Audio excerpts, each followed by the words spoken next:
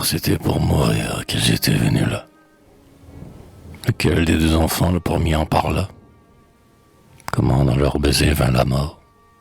Quelle balle traversa les deux cœurs d'une atteinte inégale? Messieurs, quels adieux leurs lèvres s'unissant laissèrent s'écrouler avec l'âme et le sang? Qui le saurait? Heureux celui dont l'agonie fut dans les bras chéris avant l'autre fini. Heureux si nul des deux ne s'est plaint de souffrir, si nul des deux n'a dit qu'on a peine à mourir, si nul des deux n'a fait pour se lever et vivre quelque effort en fuyant celui qu'il devait suivre, et reniant sa mort par le mal égaré, n'a repoussé du bras l'homicide adoré. Heureux l'homme surtout s'il a rendu son âme, sans avoir entendu ses angoisses de femme, ses longs pleurs, ses sanglots, ses cris perçants et doux, qu'on apaise dans ses bras ou sur ses deux genoux.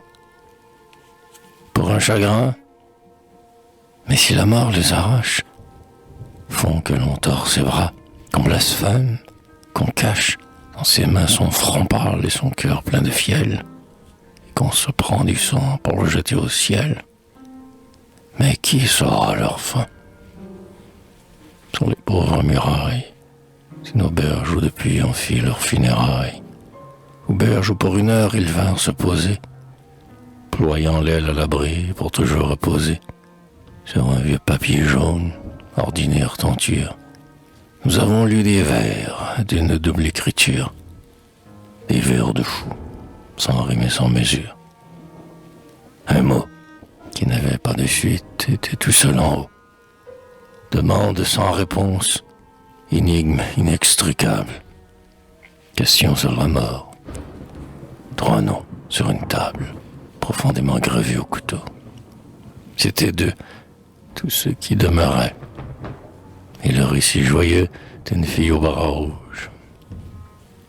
Ils n'avaient, disait-elle, rien oublié. La bonne eut quelques bagatelles qu'elle montre en suivant leurs traces, pas à pas. Et Dieu, tel est le siècle. Ils n'y pensèrent pas.